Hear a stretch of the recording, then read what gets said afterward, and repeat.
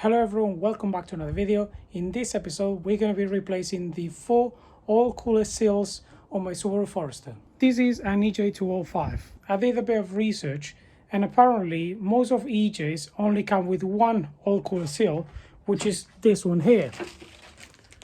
Right here. Okay? Besides the EJ 255, which comes with 4.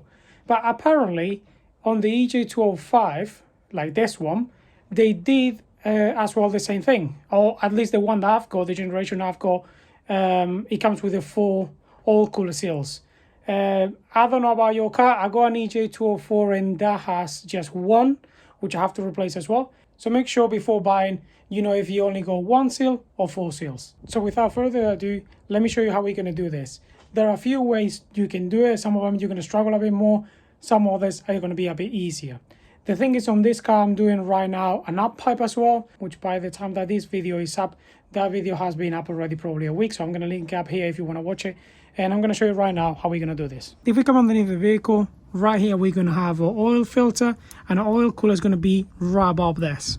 Now I don't know if I'm going to be able to show you right now, but as you can see right there, that has been leaking for a while. As I said, at the same time I'm doing the oil cooler seals, I'm going to be upgrading the up pipe on this vehicle. So as you can see, I already started removing the heat shields. If you don't want to get your exhaust manifold out, the way that you can do this is by removing this pipe that connects the exhaust manifold on the offside with the one on the near side, and you're just going to have to remove the heat shield as the bolts are behind here. They are 14 mil, so we're going to remove this nut and bolt on both sides, and then same thing right here, and that's going to give us access to the oil cooler and the oil filter.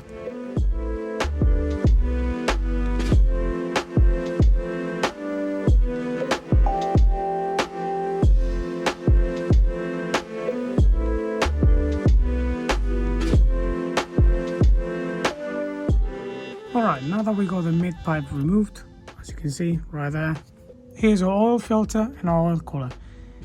If you do it this way, it's going to be a bit easier because you should be able to get to all the bolts that we need to remove in order to actually change the seals. I know some people do it with the exhaust in place, but I found that this is the best way and easiest way to actually do it. First thing we're going to do is remove our oil filter.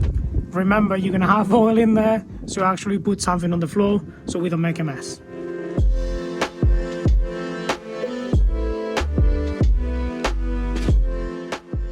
I don't know if I have mentioned this before, but we're going to be performing as well an oil change. So I'm going to now take the sun plug off and drain the oil as well. I know it's on the ramp, so it's not straight on the floor. It's not a flat surface, but it should be all right.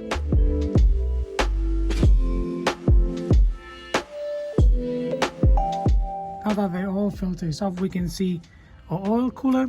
And first thing we're going to do is remove this here, which is a 24 mil nut that holds the oil cooler in place with the oil cooler housing that is up there.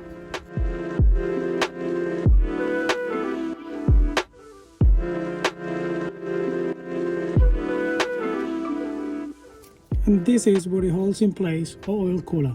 That is right here. As you can see, now it's a bit wobbly. To get to our housing, what we're going to do is remove this bolt right there. I believe that is a 10 mil. We're just going to be careful, not break it. But once we take that off, this will have a lot more movement. As you can see, the oil cooler drops quite a lot. If you want to, you can disconnect it from that pipe that you can see right at the back. But then you're going to have to refill your cooler and bleed it. So I'm not going to do that. Here's our housing. As you can see, we got 1, 2 and 3 bolts on this side, 1, 2 and 3 on the top. They are 10 mil, and here is the first oil cooler seal. This is the most famous one, and as I said at the beginning, most of the cars EJs come just with this one, besides the EJ 255 and apparently this one as well, which is an EJ 205. So we're going to remove that, and I'm going to show you what is underneath.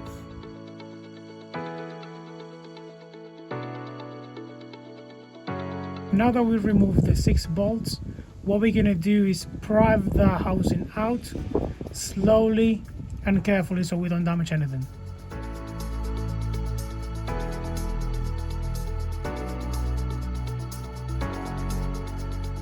Now that we got this housing out, it was quite simple. Just take your time and pry it out. And what we're gonna have here is the part where the housing meets the block.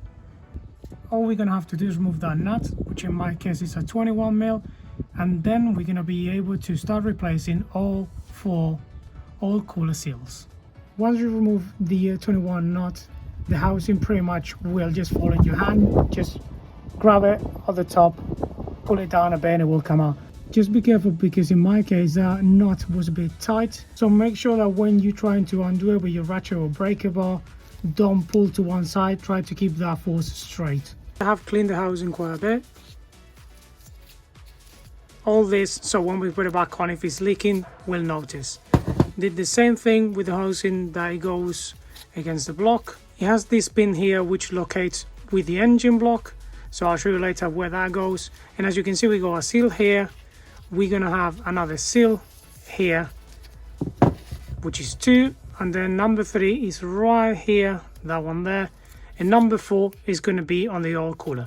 So let's get these ones out, let's replace them, and then we can put everything back on.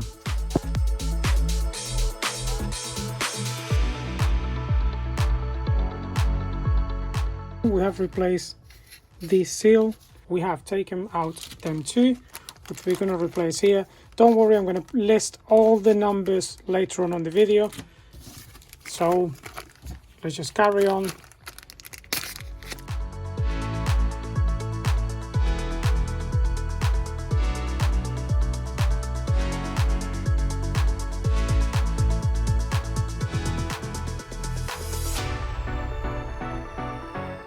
Before putting the housing back on, what we're going to do is clean all around this oil cooler. We're going to clean our sump as well, and we're going to clean up there.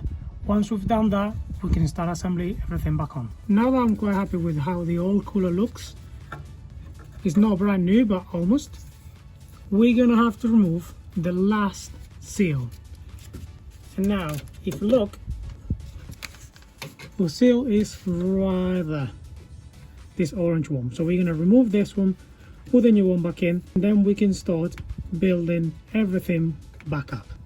Our new seal is being fitted. Now we're going to mount the first bit of the housing against the block, then the other housing, then the oil cooler, then the oil filter. So as I was saying to you before, this has a pin. It has to locate within the block right there. So let me show you where this has to go. It's going to be very hard to show you, but that pin is going to be sitting against this bit here, so on this side, so it doesn't rotate when we tighten it up.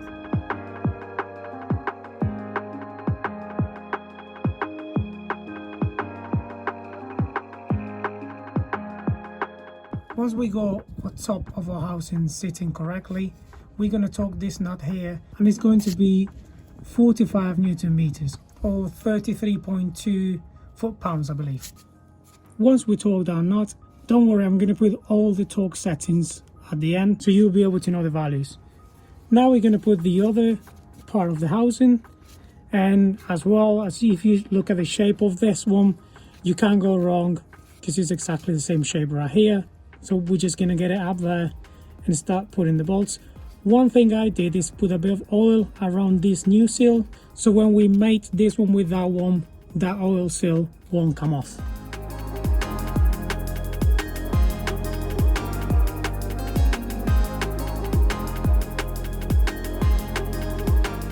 Once you fit the housing, what you're going to do is put one bolt at a time and not tighten them, just finger tight, so you can locate them all in place. Once that's done, you're going to torque them, and the torque is quite low. As I said, I would put the torque settings later on, but my torque wrench doesn't get to it. And if your torque wrench doesn't either, what I recommend you to do is just remember how tight they were when you take them off, and sort of try to nip it at the same sort of torque spec, if you want to call it. What we're going to do now is get our oil cooler married with our housing, and for that we're going to need that 24 bolt nut, whatever you want to call it, that we removed at the beginning.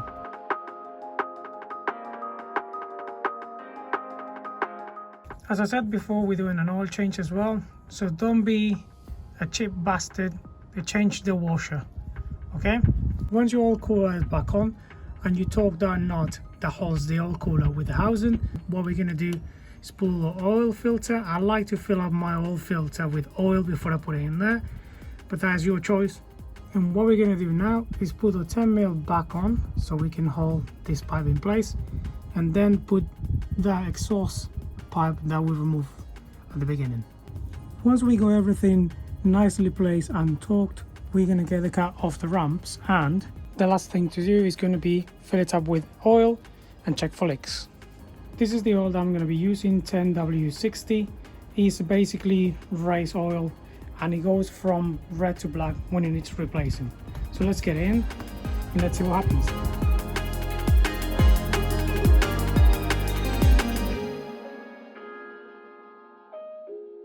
Once we're happy with the oil level, what I'm going to do is get some oil pressure built, and the way I'm going to do it is this one.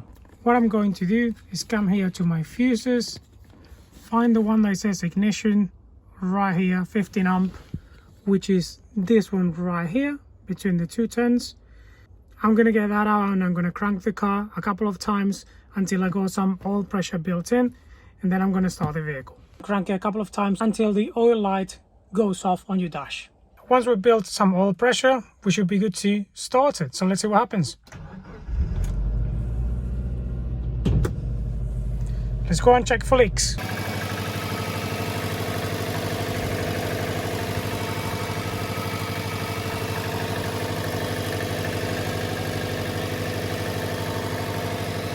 After letting the car run for a while, making sure that we got no oil leaks, letting it get up to temperature, and then turn it off, checking our oil level and top it up if we need to, what we're going to do is go for a test drive.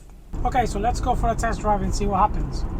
I bet I repeated this 20,000 times in this video, but I replaced the up pipe before I did the oil cooler seals. So we've got a Decat Fuji Racing up pipe, which I haven't tried since I was doing the oil cooler seals. Let's put that to the test. In theory, our turbo should spool faster and we should have a bit more torque down low, so let's see what happens. I've missed this car so much. I know it's only been 3 weeks since the last time I drove it. I love this car. It's one of my dream cars. And the time and effort I put in all the bits and bobs that we have changed in this car, improved, replaced, fixed. It's been a roller coaster, as most of you probably with your own projects and stuff like that. But when you've really got that bond with the car, it's just something else. I bet some of you would understand what I'm talking about. All right, so let's try to find a bit of a straight road and put a foot down and see how this performs. As I said, I don't know if I'm going to be able to notice if it's quicker or not. It's not like I have tuned the car or nothing, but in theory they do say that it should be faster. It should spool faster. So let's see. All right, nothing coming. Foot down. Let's go. Come on, girl! Jesus fucking Christ! My God, this is quick now. As I said, I know I haven't tuned it, but that's a difference. That is a difference. It wasn't like this before. I know it's just an up pipe. Don't think I'm just. I want to do that again. Let's turn around. I'm not joking. It does feel a lot quicker. It does feel a lot quicker. I'm not saying it feels like 200 brake quicker, but it does feel quicker. Jesus. Come on, let's do that again. One more time for good measure. And after this car passes, 3, 2, 1, foot down. Yes. Jesus Christ. Jesus Christ. Oh my God, this is good. This is good. Do it. Get an up pipe. Do it. I mean, I suppose as well, my one, because the exhaust was leaking, it wasn't actually doing much. But it does feel completely different. And I'm not just overhyping it. It does feel completely different. I know this is not like 500, 600 brake horsepower Subaru, but it feels loads better. It feels loads better. I don't care what you think. You might think I'm an idiot because getting hype of stock engine and basically no tune or nothing, but when, as I said, when you love the car, and I had it now almost for 2 years, you know how it used to drive, and when you replace something and it actually makes it better and you can notice the difference, you appreciate that a lot. So sorry if you don't like it. This is me though, and I'm so happy with this car right now. If you've been watching my videos, this place doesn't need any introduction. You know where we are. Let's talk about the things that we improved and what we think about it. And the only downside I would say to you, if you're wrapping your up pipe or any sort of exhaust port, for the first few days it's going to stink, because that fiber needs to burn, it needs to blend in, and it does stink. So if you leave your car running for maybe 5 minutes outside your house or outside work or anywhere to just get it warm, don't put your blowers on because it's going to stink the whole interior of the car because it's going to be useless. So yeah, so if you're going to put your blowers, wait till you're actually driving. Otherwise, as I said, it's going to reek inside the car. Oil cooler seals, massive improvement. If you do own Subarus, you do know that they do leak. And I was quite surprised, as I said at the beginning of this video, that this one has 4 oil cooler seals instead of 1. In theory, when I did a bit of the research, all I heard was someone saying that only the EJ 255 was doing that. I don't want to be rambling too much about this, but just do a bit of a research, go underneath the car, check what you've got, if it's 1 oil cooler seal or if it's 4, and then order your parts. Since I'm still running the OEM exhaust, the thing that I'm going to miss, at least at the moment until I upgrade that, is the noise, because it was blowing, because the up pipe was blowing.